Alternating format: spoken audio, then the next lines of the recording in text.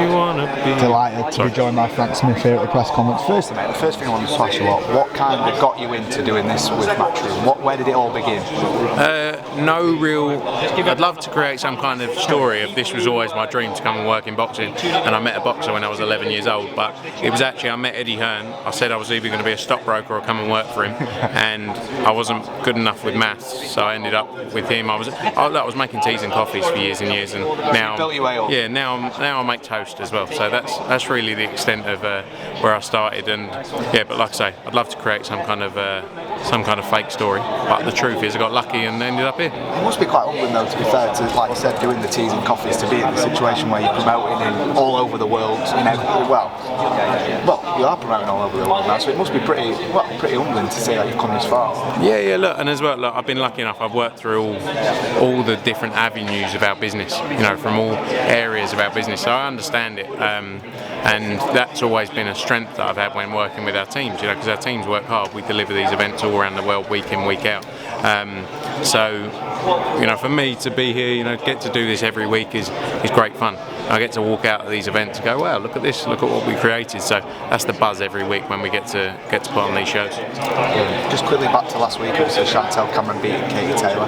Chantel's obviously made it pretty clear that she wants to now, instead of defending her own belts, she wants to go and get someone else's belts, fight for Katie's belts. What's your kind of thoughts on that? Do you reckon that might be next? Yeah, look, I think let's see how things play out. Obviously, we've got to see what Katie wants to do as well. She's got the right to the rematch on the terms as before. Look, from knowing Katie, she'll want to go and avenge that defeat at the same terms.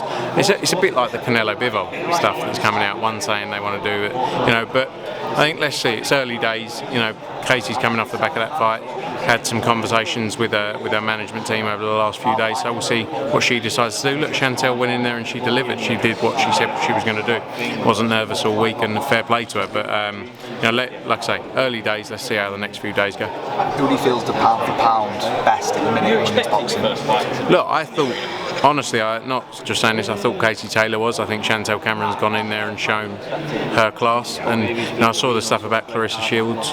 Clarissa Shields is a brilliant fighter as well, but I think, probably get some stick for it. But I think sort of Chantel's taken that, in my opinion, what Katie was number one. I think Chantel, with that win, has taken that. But, the good thing about boxing, everyone's got an opinion. So, look, there's so many tremendous fighters out there all doing well. And like I say, in female boxing, actually taking proper fights. So we have to respect and commend them for taking challenges every time. On to Saturday's main event, Lee Wood v Mauricio Lara. What do you feel is Lee Wood's path to victory, would you say, in beating Mauricio Lara? Look, he was winning the fight. He was winning the fight. He was in there. He was winning the rounds, and he had that sort of, whether it was a lapse in concentration, he got caught with the big shot, and that's what Mauricio Lara's got, and has always had. We've seen it time and time again. He's got to go in there and he's got to stay switched on for 12 rounds. He believes he can do it. It's good to see such a confident person coming off the back of what they come through. I heard Ben Davison talking about. Look, he threw the towing. Would Lee have got through? It's a bit like the Conlon fight. To see him get through that Conlon fight and see what he did in the 12th round, you never know what could have happened. But he's given Lee a chance to come back here and get another chance to win that belt back. It seems like there's a little triangle with Warrington, Lara, and Wood. All saying that they'll fight each other. If Lee Wood wins this next fight, do you feel that that's maybe next against Josh Warrington, that huge domestic world title fight? Yeah, for sure. I think for all of these, and I think that's what's entertaining. You've got fighters who are all willing to fight each other. You've got Michael Conlon as well, who fights this weekend. That's another guy in the mix there. Kiko Martinez never seems to go away. I know he just lost in Japan, but he's always around. It's some entertaining fights to be made across them all, and everyone wants to take challenges. So, yeah, I think for sure Lee gets the win on Saturday. I think Josh Warrington's a natural fight, and I think it's a massive all-British fight. Just a quick one on Maxi Hughes. I know he's scheduled to fight Kambosas. I think it's in July. Obviously, Gary Cully. I know there were talks of that fight happening against Maxi Hughes. Obviously, Gary Cully got defeated last week.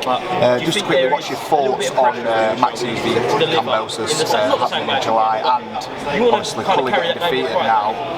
Maxi obviously was due to fight that. How would you kind of saw that fight going as well if that happened? Look, it's different styles, isn't it? You know, I think Gary was calling for the Maxi Hughes fight for a long time.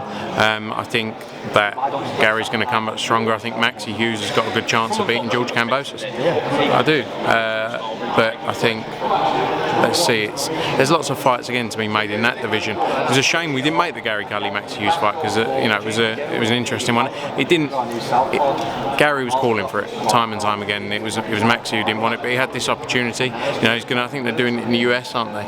On a Top Rank show, sort of end of July. Yeah, July 29th. Yeah, so you know, let's see how that one goes. And you know, Gary's going to be back stronger. It's just a blip in his career, and you know, it doesn't define a whole career. We've seen many fighters who've been through losses early stage of their career and come back much stronger. So still so much more to give the sport. Would you kind of side with Maxi then over Kambosas? Would you say he's got a great chance going in? I think it's a close fight, but I think Maxi has a better chance in the Kambosas fight than the Cully fight. Interesting. Maybe that was before, after, you know, the week, but I believe that. Brilliant. Cheers for your time, Frank. No worries. Appreciate speaking to you, mate. Thanks, mate. Cheers.